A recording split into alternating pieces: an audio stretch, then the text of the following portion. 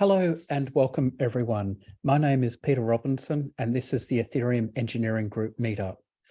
Today we've got Abner and his colleagues from Overeality who are going to give a talk on their zkBridge product.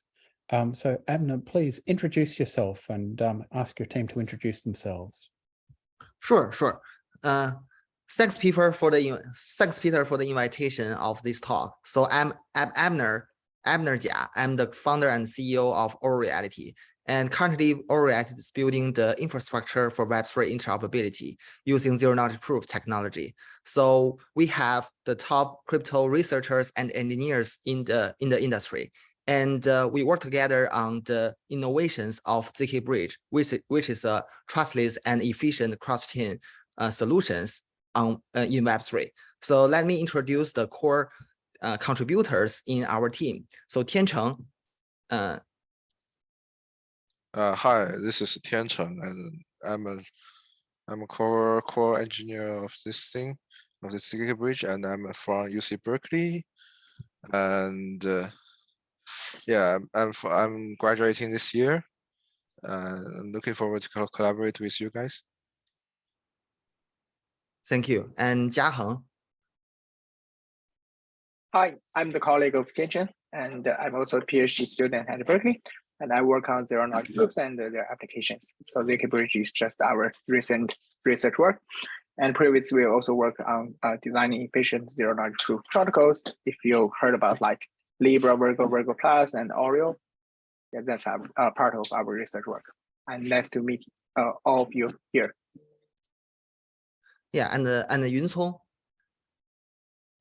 Hello, everyone. I'm a crypto researcher of this group. I received my PhD at UC Berkeley this summer. I was co-advised by Professor Alessandro Chiazza and Professor Raluca Popa. I'm a co-author of Marlin and Gemini, if you heard of it. I'm now an assistant professor at Shanghai Jiao Tong University. I'm broadly interested in applied crypto and zero-knowledge proofs. Thanks. Yeah, and also Renhua. Yeah, hi everyone, I'm Renhua. I'm a VP product of Overeality and also a Berkeley alumni. I focus on user experience optimization and the product iterations and product management. Nice to meet everyone here. Yeah. So I'm Abner. So I'm currently the founder and CEO of Overeality, and also I got my PhD degree in Tsinghua University, and I also work as a postdoc researcher at UC Berkeley. Cool. So thank you, all of you, for introducing your team. Sounds awesome. Yeah, a huge UC Berkeley alumni group here. So please, Abner, please present your slides. And oh, actually, before you do that, so you're happy for people to ask questions whenever they like, or just at the end? What would you prefer? Yeah, we prefer that if you have any questions, please feel free to ask any question during our speech. Okay, cool. Over to you. Okay, shall we get started? Yep.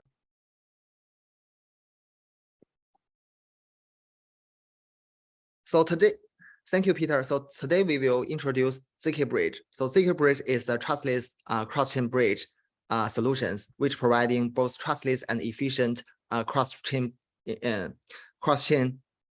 infrastructure. So you can see our research paper, and so currently it's a multi-chain world in Web3. So there are many blockchain systems, both layer 1 and layer 2. So on Ethereum, so we have different, not only Ethereum blockchain, but also different layer 2 solutions, such as sidechains, optimistic rollup, and zk rollups. And also we have Cosmos, Polkadot ecosystem, which provide interoperability solution within their own infrastructure. And also we have different blockchain systems like Solana, like BNB Chain and Tezos. So today is a multi-chain world. So we have different kind of cross-chain bridges for the interoperability between the different kind of layer 1 and layer 2 systems. So there are different kind of cross-chain bridges in general. So we have ethics specific bridges like the WBTC or wrapped tokens. So especially for BTC token on Ethereum, we have WBTC. On BNB chain, we have BTCB, and also the different version of BTC on different chains. So some of them are using Oracle, some of them are using synthetic assets. So in general, asset-specific bridges is a kind of cross-chain bridges, and also some of the bridges are chain specific, that they support specific chains, and some of the blockchain system have their official cross-chain bridge, such as Avalanche, Binance, Harmony, and Polygon, and also the rolling bridges for specific applications such like X Infinity. And also we have application specific cross-chain bridges. So for application specific, so these cross-chain bridges can provide certain features such like cross-chain transfers or cross-chain exchanges to swap token or do token transfers. So we have also have application specific blockchains. And the most challenging part what we are focused on is the generalized cross-chain bridges, which can provide cross-chain interoperability for any kind of blockchain system and any kind of application. The cross-chain application can be an asset interoperability, including fungible token and non-fungible token, and also data interoperability between multiple blockchain systems, such as the on-chain and off-chain message passing and the cross-chain DID system, and also the protocol level interoperability, such like we can do the interoperability on application and protocol level. So now we have huge opportunities on interoperability. So from 2017, so what we are care about blockchain system is the layer 1 blockchain. We have different kind of layer 1 to improve the efficiency, scalability, and security of the blockchain system without sacrificing the decentralization property. And from 2018, we have different kind of layer 2 systems, such as zk rollups, optimistic rollup, and sidechains on Ethereum ecosystem. And from 2020 and 2021, with the booming of the DeFi applications, so cross-chain bridges has more and more demands. So currently we have huge demand for cross-chain interoperabilities in blockchain system, for the cross-chain bridges between layer 1 system, between layer 1 and layer 2 system, and between different rollup system. And in the future, we will also building the system for the interoperability between Web3 system and off-chain system with the traditional Web2 system and applications. So the future of Web3 should be interoperable. So everything needs to be interconnected for blockchain system, layer 1 system, and layer 2 system, for metaverses, and also the interoperability between blockchain systems and the traditional internet services. However, we are suffering a very severe security problem for the cross-chain interoperability infrastructure, especially for the cross-chain bridges.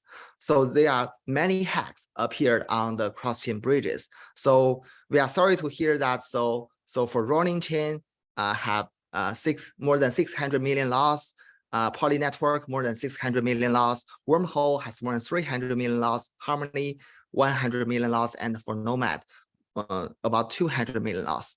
So because there are many potential security challenges and also performance challenges for cross-chain bridges system. For the security challenges, there are some challenges for the security and the trust models. So most of the existing bridges, they are not, they need to rely on the trust of the bridge operators, especially for some committee-based blockchain cross-chain bridges. It's required at least 2/3 of the bridge operators should be honest. And also, we should care about the security of the relayers and the security of the smart contract on both the sender chain and the receiver chain, and also the application contract. And also, there are also some potential consensus level attacks on the underlying blockchain system, because the bridge security is also rely on the security of the sender chain and the receiver chain. Not only the security problem, we also encounter some challenges in the performance for the cross-chain bridges and also user experience. For the performance, so existing bridges system, they suffer from long cross-chain end-to-end delay and also the expensive on-chain cost for both verification cost and also the transaction cost for in the application, and also the liveness of the cross-chain bridge, and also some of the bridges, as I mentioned, only support specific blockchain systems.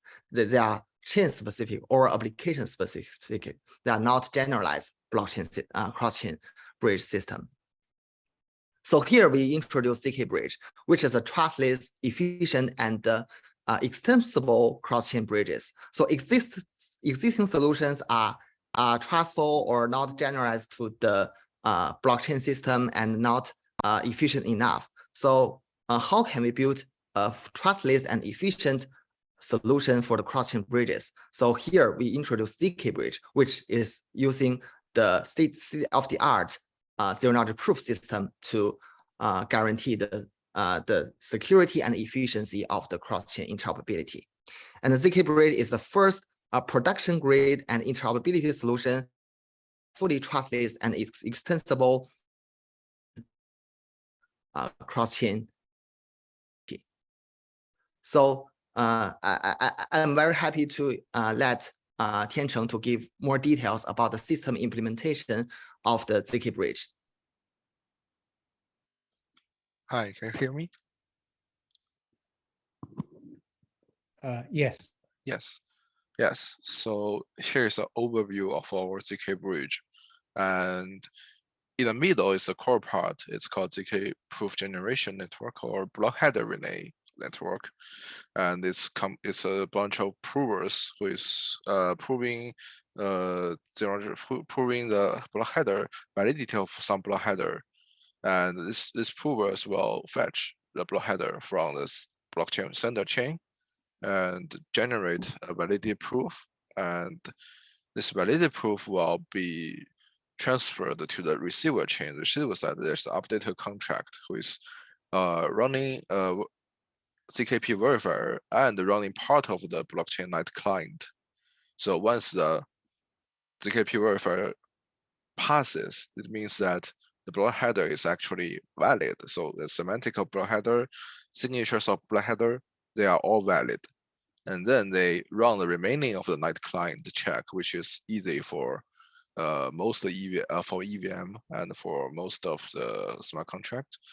And then once all of this night client check and the zkP check are correct, it will be sent to the receiver chain and stored in the receiver chain.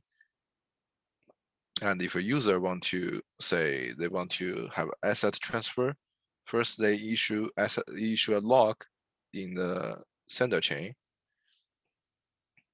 and the transaction will be eventually written into some block, into one block of the sender chain, and that block will be relayed through the block header relay using zero-knowledge proof, and the receiver chain will check these proofs, check other like client conditions, and write the block header into its own storage. And once user is also monitoring the receiver chain. Once he sees the block header is getting relayed, has been relayed, it will issue a mint command. Inside the mint command, it will have a hint to that transaction. Basically, if it's a Ethereum, it will basically include a Merkle-Patricia tree proof, and that proof will prove that the transaction is inside the block header, and then this mint contract will know that, oh, okay, this transaction is valid. Okay, let's go ahead with the rest of things. So this mint contract will realize that the user has logged some asset in the sender chain, and it will issue tokens to the user. Yeah. Next. So in this way, we can minimize the trust. Like for rolling bridge, for wormhole, for all of them are using committee-based bridge, where they require 2/3 of them are honest committee. And here we only rely on the zero knowledge proofs, and we only require one of the prover is actually honestly working for us. So we are highly efficient, because basically the Divergo protocol can efficiently generate zero-knowledge proofs, and while the latency of the protocol is only on a scale of 10 seconds, and it's, as you can see, the framework is extensible and universal, because the application contract is actually independent of the relay network. They just need to wait for the relay to carry the block header. So any developer can develop upon the blockchain, upon our bridge. Next. Yeah. So for the details of our prover, I think, let me see, is Jiaheng here? Yeah, I'm here. Yeah. Okay. Yeah. So you can just introduce the microphone gaming. Okay. Hi, I'm Jiaheng. As then introduced previously, I'm a cryptography working on zero-knowledge proofs. So here I just want to talk about the innovation of our the work, which is called the Divergo. It is a new zero-knowledge proof protocol with distributed algorithms. And the general idea is we have multiple machines, and each machine runs a small piece of the proof, and finally we can aggregate them all together to generate the final proof for a large scale statement. So the underlying protocol is Virgo, which is also our work. And in this work, we accelerate the Virgo by fully distributed algorithms. And the fully distributed algorithm here means we can accelerate the proof generation by m times given m machines or m parallel machines. And that is acceleration for the proof time. And later on, we also want to have a shorter proof size and faster verification, because we need to put this proof on chain. So we use a recursive proof. We use the Planck as a second layer of the zero-knowledge proof, because the proof size of Planck is constant and verification is very fast. So finally, we can combine the Divergo and the Planck together, and we will get our new zero-knowledge proof. And the good thing is that the proof generation time is super fast, and the proof size is very small, it's constant. So the gas cost is also very small on the for the on-chain cost. Okay, next. Okay, and that is the comparison of the Virgo with other existing zero-knowledge proof protocols, and the benchmark is just the common benchmark of proving Merkle tree root with 256 leaves, and the hash function we use is SHA 256. As you can see here, the Virgo has the fastest prover time compared to other protocols, and the verification time is also super fast. But the problems is prover time is it's also comparable, but it is larger than some of other protocols. That is also the reason why we use the recursive proof to reduce the proof size in Divergo. Okay.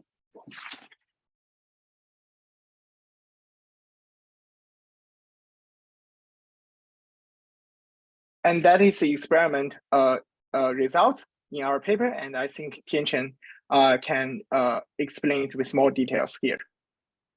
Oh, I see. So it's our Divergo result, and this Divergo is a distributed version of Virgo, and it achieves optimal parallelization. Basically means that this thing scales linearly with number of machines. Okay, if you look at the figure, you will notice that if we double the machine number, the speed, the proving speed will get doubled.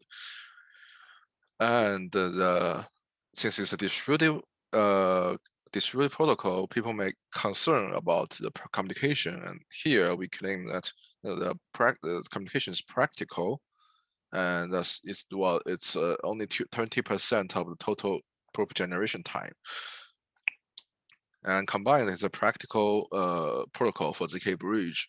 And here on the left, it's a signature performance. So we are proving validity of a number of signatures, and for most POS, we only need to prove hundreds of signatures, and or this signature are aggregatable. That's another story.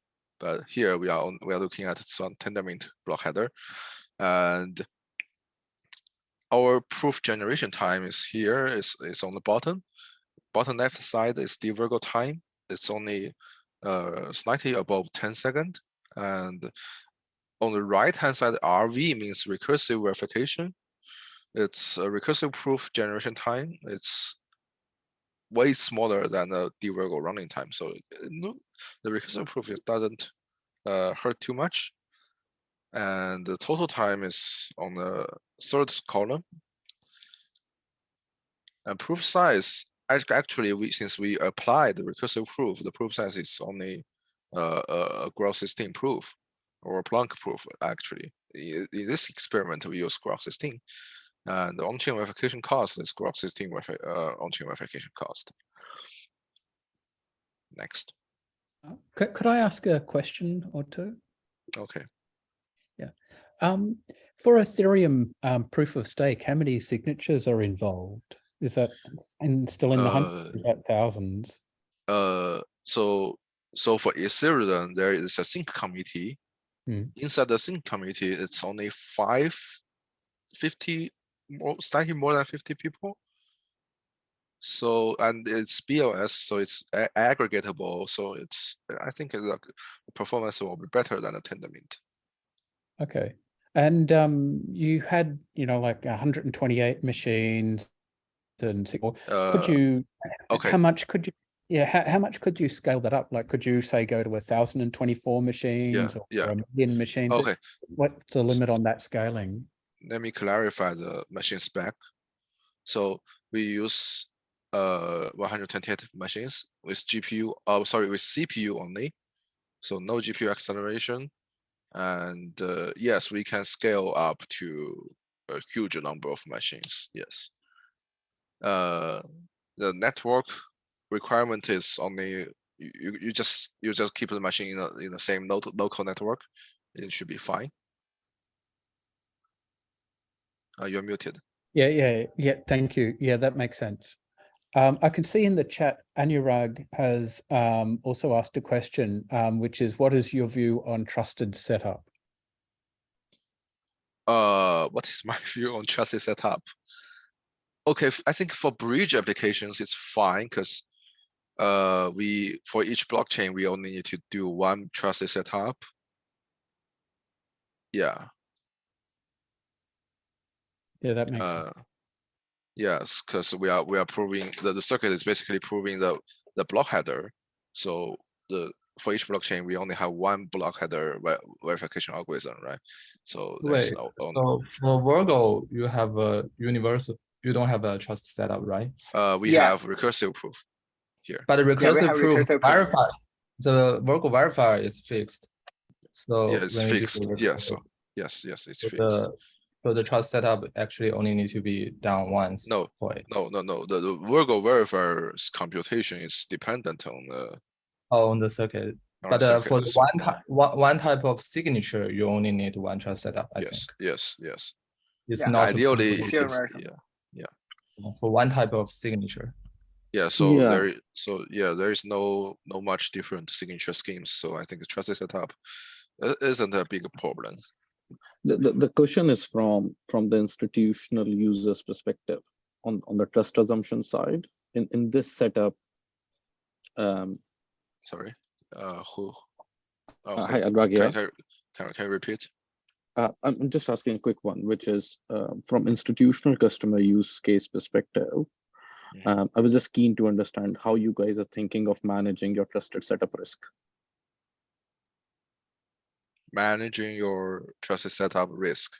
Yeah.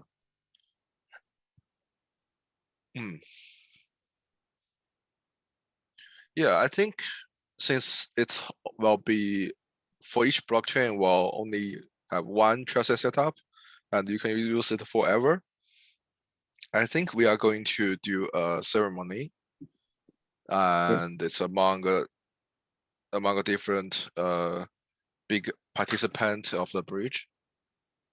And after the And ceremony, also, yeah, and also if the for example, if there are two blockchain systems that are using the similar signature scheme, then I think the ceremony can be, I mean, shared. It can be transferred.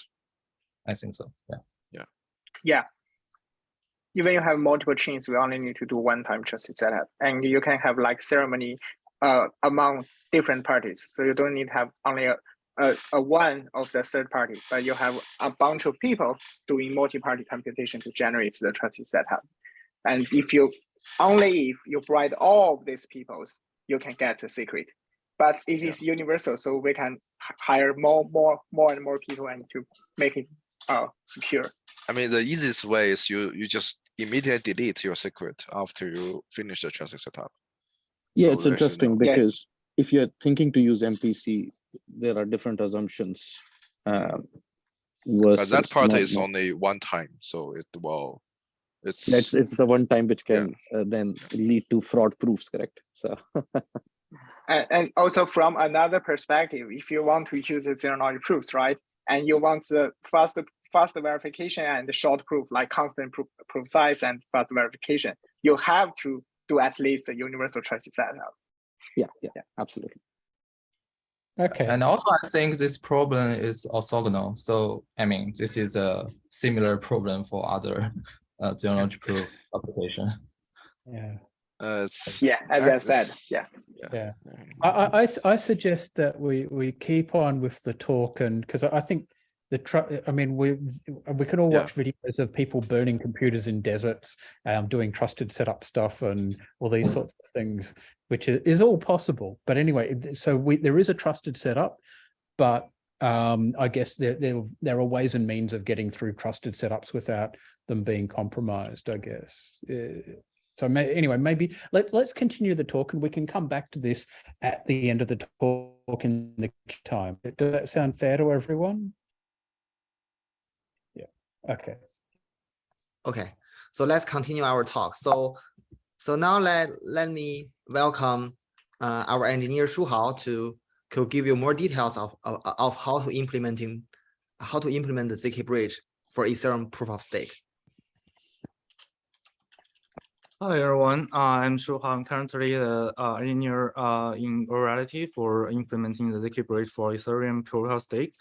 So as you all know, currently Ethereum has merged to the proof of stake BNB Chain, and first I will introduce some basics for the Ethereum consensus. And our goal is to build a zero-knowledge proof block layer for the light client on the Ethereum proof of stake.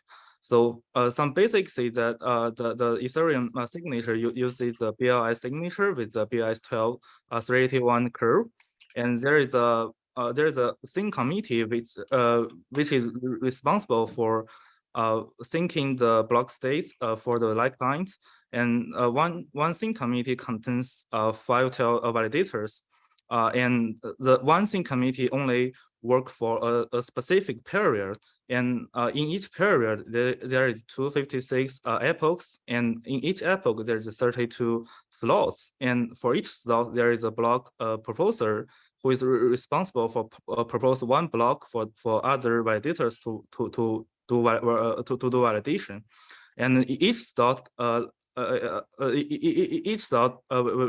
last for 12 seconds. So basically, for one sync committee, they will together work for about 27 hours for a specific period to do the sync validation for the light client.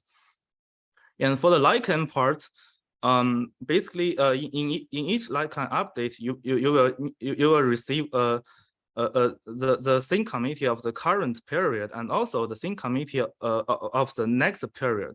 So basically, you will know previously the sync committee for the next period for you to prepare for the validation for the BI signature.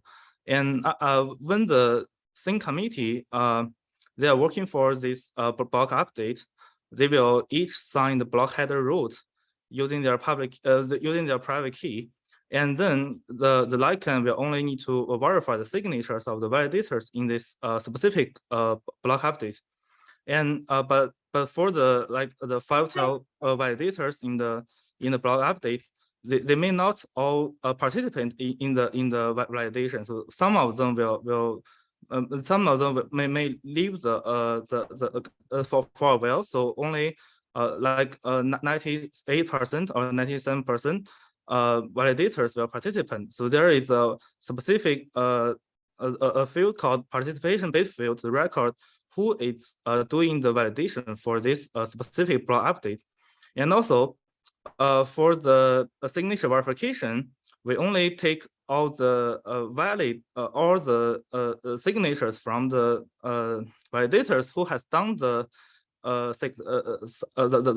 syncing task, and then we aggregate their public keys as a whole public key. So basically, here the aggregation is a specific feature of the BR signature.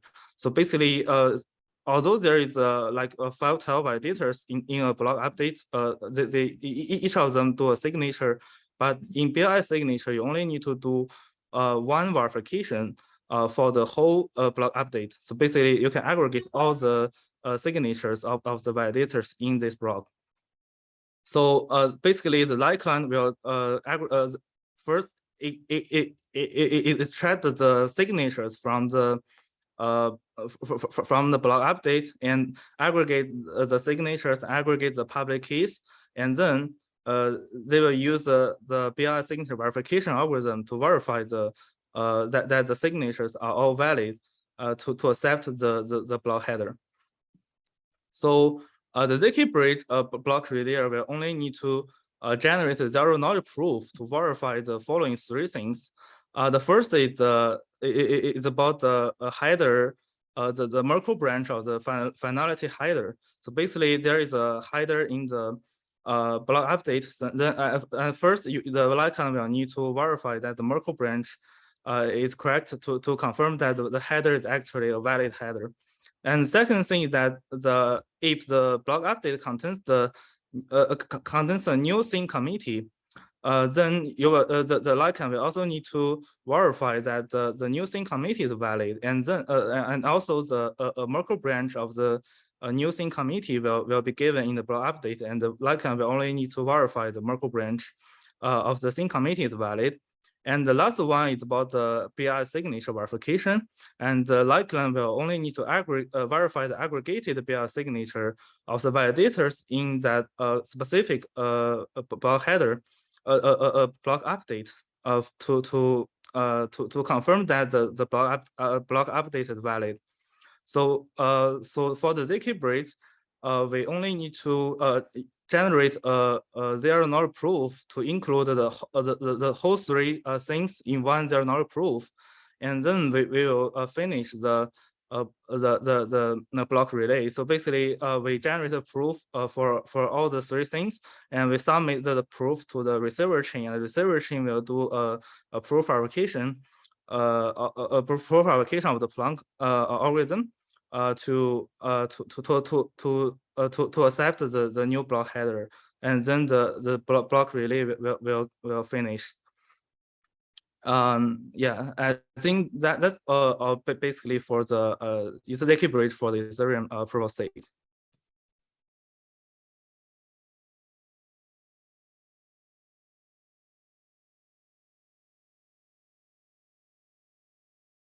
So is there any questions on this part?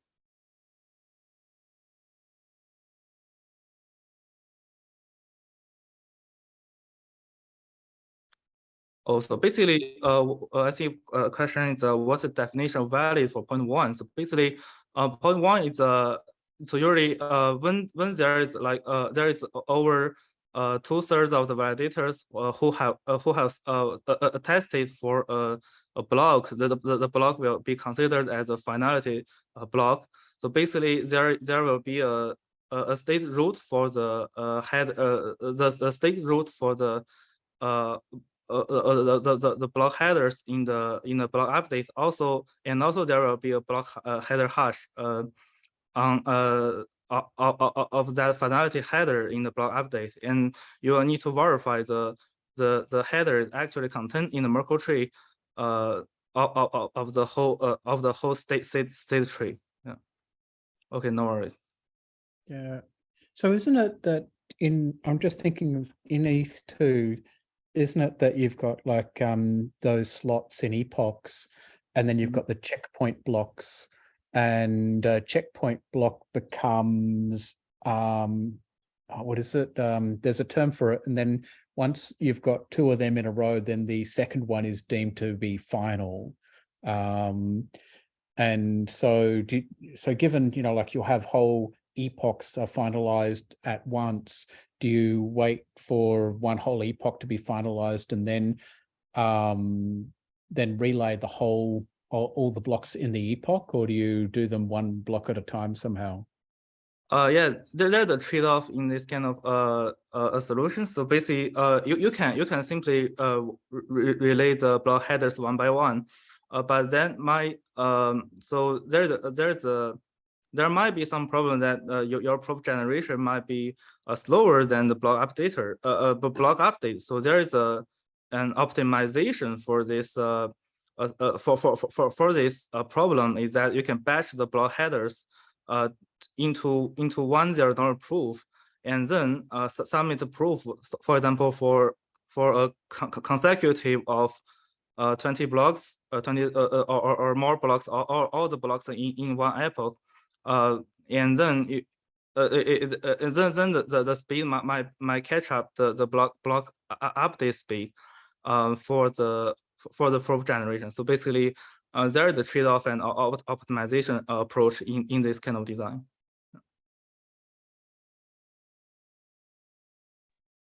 Thank you. Okay, no worries.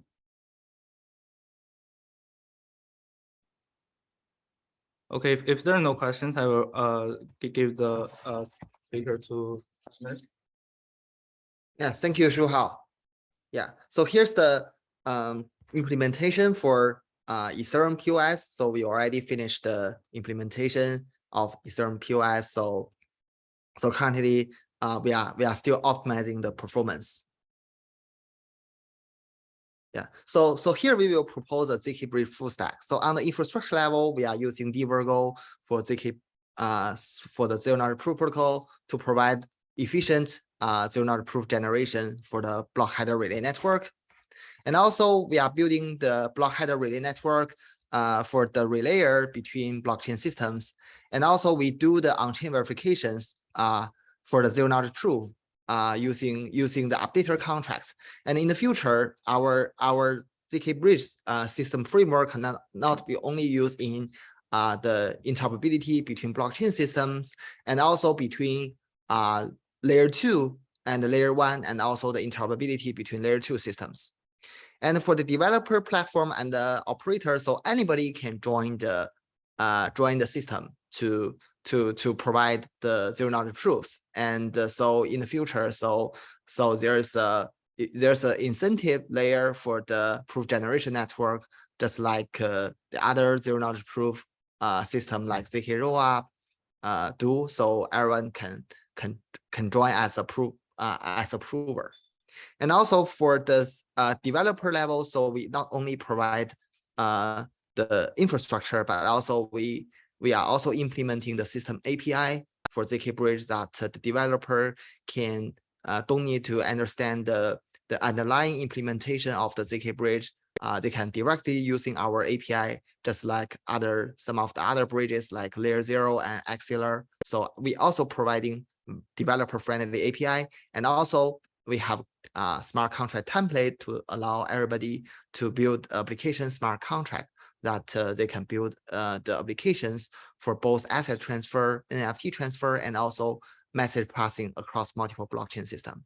And for the application level, so because our infrastructure can support any kind of blockchain system and any kind of application, we are just building a general framework for the trustless interoperability between blockchain systems. So the application can be any kind of application for any cross-chain logic. So it can be liquidity and DeFi protocols. It can be cross-chain NFT and the data interoperability between multiple blockchain systems, and also GameFi applications.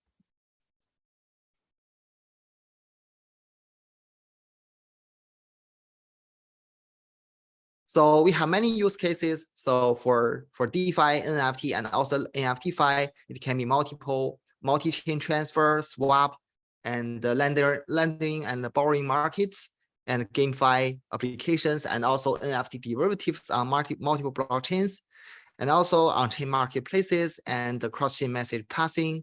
And in the future, it can be interoperability between Web2 and Web3 systems. In the future, we will extend the zkBridge framework to provide more security guarantees for the cross-chain interoperability. So currently, we are discussing more proposals, and it's still in discussion, and we will come up more details solutions. So the first is that using zero-knowledge proof to protect the smart contract application security for applications. For cross-chain applications. The second is that the generalized interoperability between various Web2 and Web3 systems. So for using ZK, first is the using ZKP protection for application smart contract. So our block header relay network and the verification contract can guarantee the security of the relay network between blockchain system. And for the applications, user can the developer can develop any kind of application contracts to run DeFi, NFT, or metaverse applications in multiple blockchain.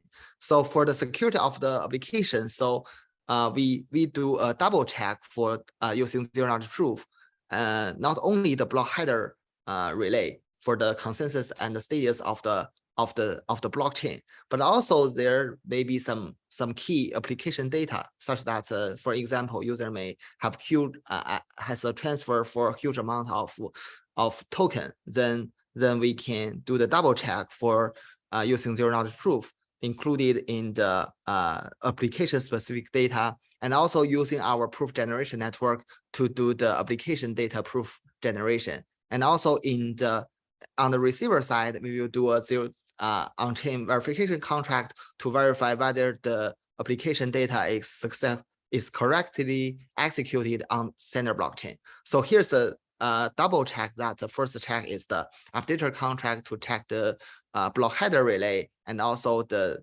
check for the status of the application execution. So if and only if the two checks are accepted, then we can verify the status of the application. This will help to protect the correct execution of the application contract on the sender chain, and also for some huge amount of asset transfer, we can have a double protection for the assets. And also in the future, there are general purpose layer 0 that it can be infrastructure for general purpose interoperability between not only blockchain system, but also some off-chain data and asset interoperability. So it can be generalized ZK relay network, not only for block header relay, but also for off-chain data relay, and also using on-chain ZK verifications to verify the validity of the status. So we can do layer 1 and layer 2, and also off-chain data for Web2 data to interoperability. Thank you. So you can find more information in our website and also the research paper, and very happy to share our research and technology with everyone. Thank you. Thank you. That was an awesome talk. So before we start looking at the forthcoming talks, are there any questions?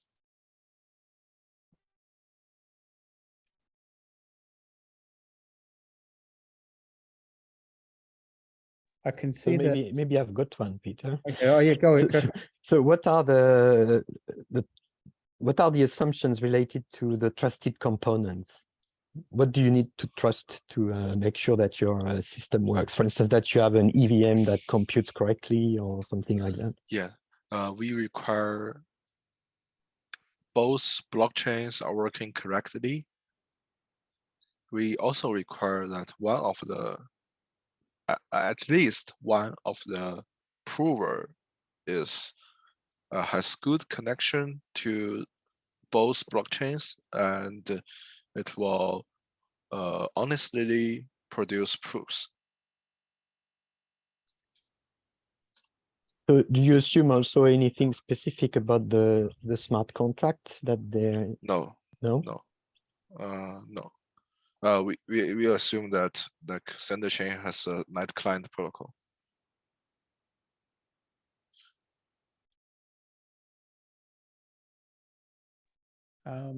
There's a non-technical question in the chat from Mardi, and that is, what software development methodology do you use? So, are you using Scrum, or some other Agile, Waterfall? Is it pretty ad hoc? Kanban? So what methodology are you using?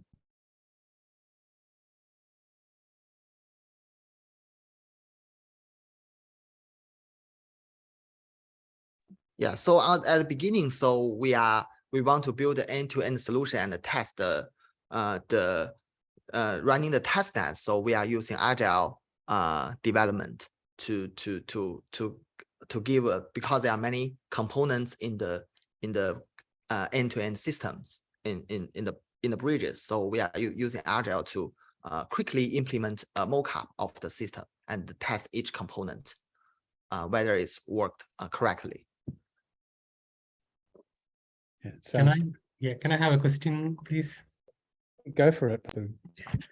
Right. So the cost of transaction, I don't know whether I missed anything in there. So who will pay? Where do we pay? If there is two network running on two different tokens, how does that works?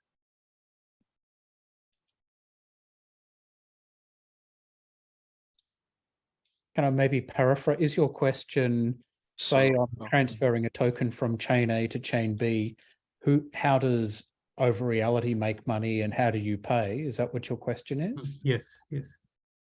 Yeah, so first, so we may have the protocol fee, the service fee for the zkBridge. So generally, so if user want to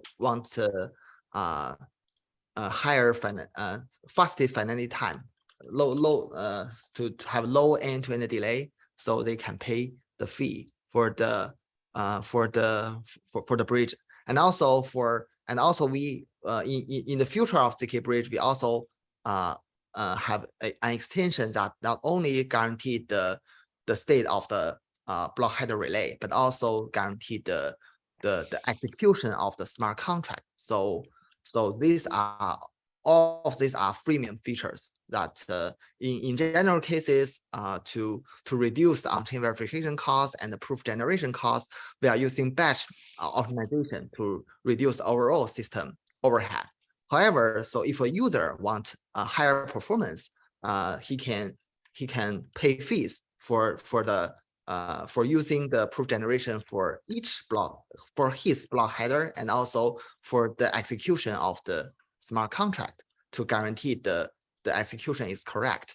And also we have a tokenomics. So the zkBridge is everyone can generate the proof, and everyone can use the zkBridge to build multiple applications. So in the future, it's a fully decentralized system that you running the proof generation is fully decentralized, and anyone can join the proof generation and get the incentives. And also we have partnerships and discussing collaborations with different applications that they want specific support for to using the bridge to provide a higher security level. And so this kind of integrations can be DeFi liquidity and also GameFi applications. So currently we are collaborating with many ecosystems, such like the BNB Chain ecosystem and the GameFi ecosystem in Animoca brand, and also we are also collaborating with different layer 2 solutions on Ethereum. So some of the applications have some demand for us, and also want to customize some specific applications and system components. And also we provide system APIs for the developers and for the customer. So for each API use, so they can pay for the bridge. So you generally pay with the native currency of the network, and that will translate into whatever it is. And in addition to that, you can pay extra. It is like paying the miners extra to make the fun out. So you talked about specific token for CK thing. So where does that, if I'm paying in native coin, how does the other token, where does the translation work? Currently, so for the tokenomics is still in design. Okay. So Okay. yeah. So maybe in DeFi application, there is also possibility of MEV cross-chain, MEV issues. You have any thoughts on that? How are you going to mitigate any solutions? Are you planning on any solutions or? Yes, the map. So the protocol based on for the map, and also especially for multi-chain swaps. So it's a very interesting area. So we will build more middleware to support. Right. Okay. Thank you. Thank you. There's a question in chat which is actually close to a question, that is, do you plan to have a security audit done of your code, or have you had? But the question in the chat was, what issues would a security auditor likely find, or what should they be looking out for, and what concerns might people have when they're looking? So Icolas, are you talking about an application written on top of this, or are you talking about if you're looking at the actual zkBridge code itself?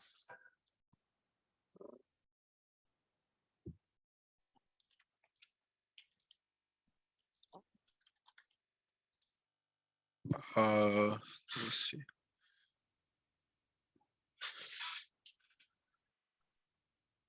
So they're talking about what would a security audit look for in your code to try and work out if it was correct? So there, okay.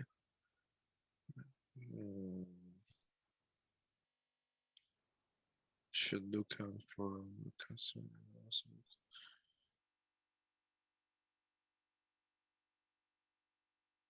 Yeah, we have a zkBridge paper, and for the security auditor, yes, we need a security auditor for all of our circuits. And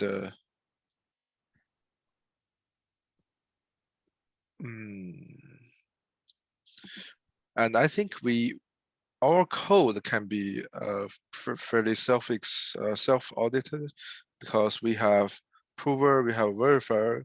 That's a two independent part of the code. So it's kind of, if you have any issue in the prover, verifier, if it's independent of the prover, it can somehow detect there is an issue. So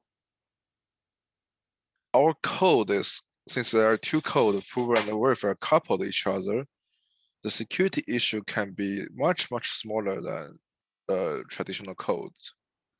Yeah, but the circuit part is, we definitely need a security audit for our circuits. I think the protocol part should be better. I'm not so sure. I've worked on a security product at one point in my career where at certain points you could sign something and the verifier couldn't verify it, and it was a bug in the code. It was an edge Yes. case, Yes. which meant that the signature was invalid. I think it was the signing was invalid and not the verifying was invalid, but it might have been the other way around. Might have been that it was able to verify something that it shouldn't have verified. One of the two. Yeah. Yeah. Yeah. It's So still possible. even if you've got an asymmetric system, it's still, yeah. Symmetric system can be, I mean, it can be much easier to find bugs. Yes. Yes, it's still possible that you have bug. Yeah. How close do you think you are to having something in production? So, or actually, I guess that's a presumption. So is the plan to have a general purpose bridge that anyone could use? And if that is the plan, how close are you to production, do you think? Yeah, so currently we are working on the zkBridge testnet to integrate with more blockchain, standard blockchain and receiver blockchain. So first integrate with more chains and also building system API to allow the developer to use our zkBridge easily, and then grow our system for different kind of applications for asset bridging, DeFi, liquidity, NFT, and GameFi metaverses. So in the future, so the zkBridge our system will be open source in the future, so that everyone can build on the top of the infrastructure. Sounds good. Look, I think we've had quite a few questions, and I can see we're heading towards past again. So why don't you flip to the next slide? I might chime in with a quick question, if I may, Peter. Yeah, for sure. So I guess if my understanding is correct, one difference in the operating cost of this bridge compared to a trusted bridge, like a multi-sig bridge or an optimistic bridge, would be that the operating costs are somewhat, constant as opposed to on demand, right? What I mean by that is that essentially the cost of relaying these periodic blocks, at least on the verifier side, are somewhat periodic and constant regardless of the demand that you have, right? So in traditional bridges, essentially I would incur a cost on the destination chain when and if I send a cross-chain a message from the source chain. Whereas here, I imagine that even with batching, essentially I have to send proofs of validity of state and the evolution of blocks of a source chain over to a destination chain. How do you see the the cost of operating that such a bridge, which I guess this is somewhat similar to light client header bridges as well, where you have this constant cost that you need to incur to operate this bridge regardless of the demand that you might have. And I imagine that this cost not only is incurred on a single destination chain, but presumably every other chain that you need to send the state proof of a given source chain to. Do you have estimates, I guess, on what this on-chain verification cost could be in your prototype between Cosmos and Ethereum? For instance, you had some estimates of what it costs from a gas perspective and a cost perspective. Do you have projections on what the daily cost of running such a system might be, for instance?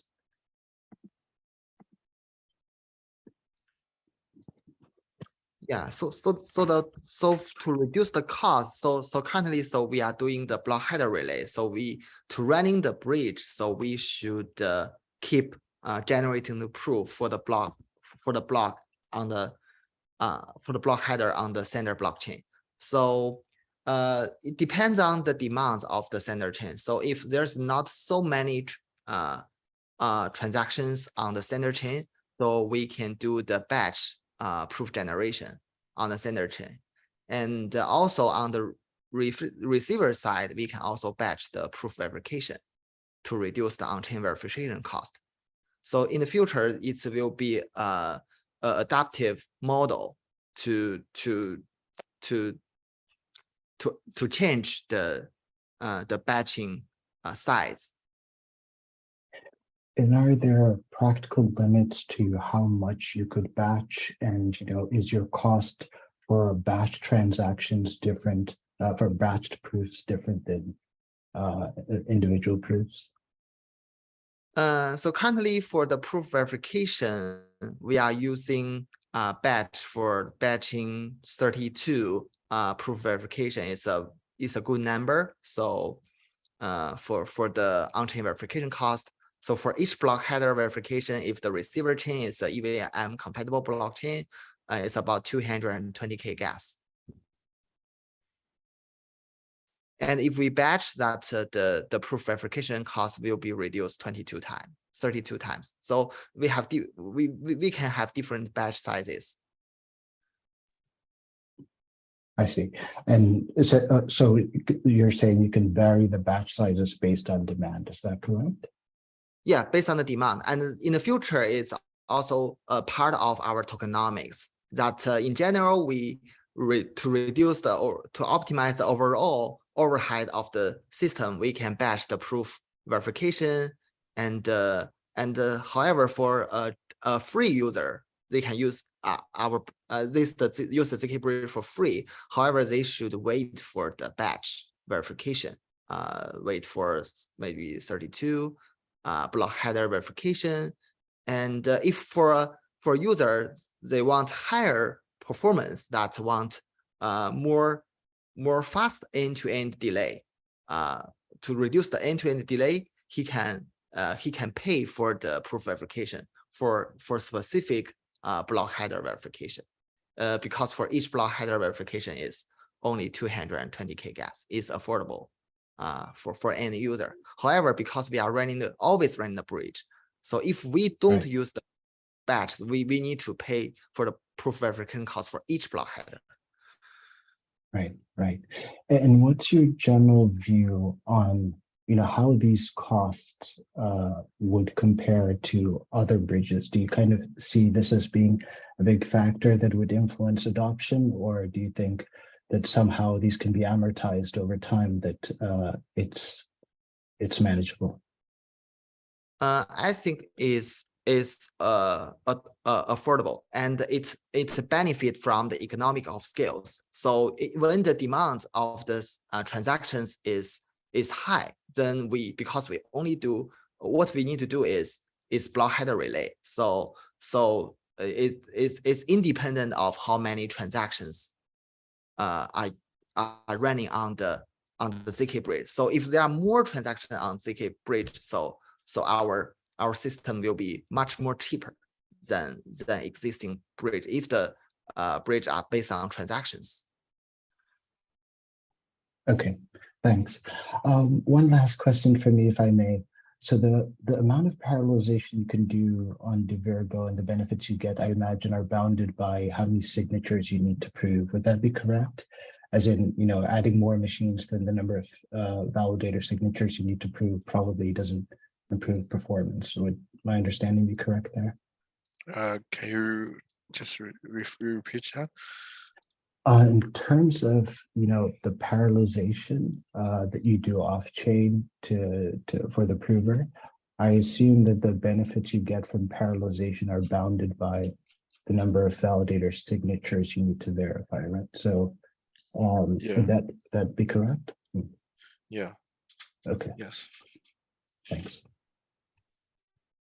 And I've got a question. You were saying that you might do things based on how many transactions there are and how much usage there is. But if you're doing a block header transfer, then you don't know what transactions are going to be referenced and which aren't ahead of time, are you? Yeah. How do you detect that a transaction is going to need to use a certain block header?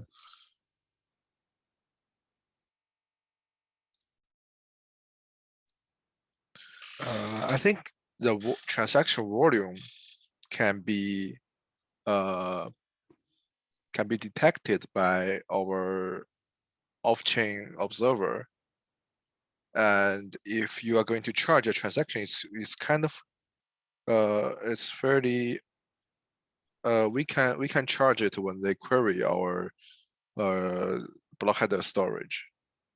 we can get a statistic from there. Okay. Yeah, but by the time you're on the target chain and you're having the block header queried, you're so say if there's only say 20 transactions per day, yeah, it'd be hard to know ahead of time when one of those requests for the transfer was going to happen. Yeah. Obviously you're hoping for tens of thousands of transactions, but I'm just thinking, especially at the start, there might only be a small number of transactions. At the start, we will run it in batch mode by default. So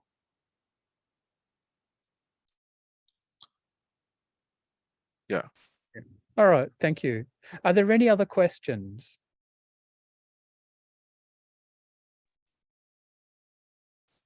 One Okay. more question for me, if I may. Okay, for it. I guess, with this approach, which I think is interesting, implicitly, you'd also inherit some of the limitations of the light client protocols of chains, right? Can you maybe speak a little bit about that and say, let's assume there's a smaller chain with fewer validators that you integrate to, and an Eclipse attack of some kind is being conducted, for instance. Can you maybe speak to, the limitations of such a protocol in such a scenario, which I guess are akin to the limitations of light client protocols of chains? Yeah, if an Eclipse attack is here, am I getting right? It's Eclipse attack, right? Hello? Yes. Okay, yeah. okay. If such attack happens, like everybody on the Earth can see that, okay, this bridge is not advancing on the mainnet, so they can hop in and run a Virgo protocol, and they can get the reward for submitting the main chain. So as we said, this thing is permissionless, so anybody can just download our approver and run it. So Eclipse attack is kind of hard to happen in this protocol.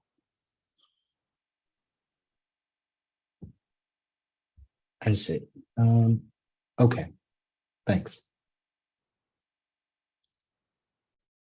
Thanks.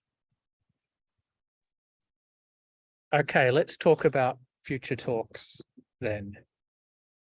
So we've got a whole stack of talks lined up. Next week's talk is on Consensus's zk EVM rollup. So it's a fully 100% compatible EVM or EVM compatible, no exceptions at all rollup that Consensus is building. So my co-workers. Declan, who lives in London, is going to give the talk. So it's going to be in the evening, afternoon, Brisbane, morning, London. And if you live in America, sorry, it's going to be in the middle of the night. But it's going to be a really interesting talk. So well worth coming along to. Yeah, do you have a recording? Yes, that'll be recorded for sure. Yeah, all of them, all the talks are recorded as they're being recorded, and then are posted to YouTube. So that one will be on YouTube. After that, week after that, I'm talking about ABI encoding, and the week after that, Ermias is back and he's going to do that talk on security of cross-chain transactions. And from there, we've got some PhD theses that are being people talking about them. So the DDAR and the blockchain disruptor. Then I've got my solidity test, my second solidity test, because some people said my first one wasn't hard enough. And then next year, we've got Ben Edgington is going to talk about his thoughts on scaling. And so essentially scaling within the core Ethereum protocol that is the EIP 488 4844. And so next slide, please. Yep, thank you. And so if you're here, you can see this on YouTube or any of the other talks on YouTube. There's a Slack workspace. So if you want to discuss this talk or have further questions, you could put a comment on the YouTube video, or you could join the Slack workspace and ask a question. If you're watching this on YouTube, you can join the meetup and you can ask questions live. It might be 3 a.m. your local time, but you're still most welcome to come along. Some of these talks have Solidity code. There is example code. In addition, Frank, who's one of the people who fired one of the questions in, he has a reading group for on formal methods. And if you're interested in that, join that Slack workspace and then join the formal methods reading group channel. Okay, so thank you again, Abner and Tiancheng and everyone else. It was a great talk. And so thank you, and I wish your team all the best with zkBridge. Thank you, Peter, for hosting. Thank you, everybody, for attending. All right. Talk to you later, everyone. Bye-bye. Bye.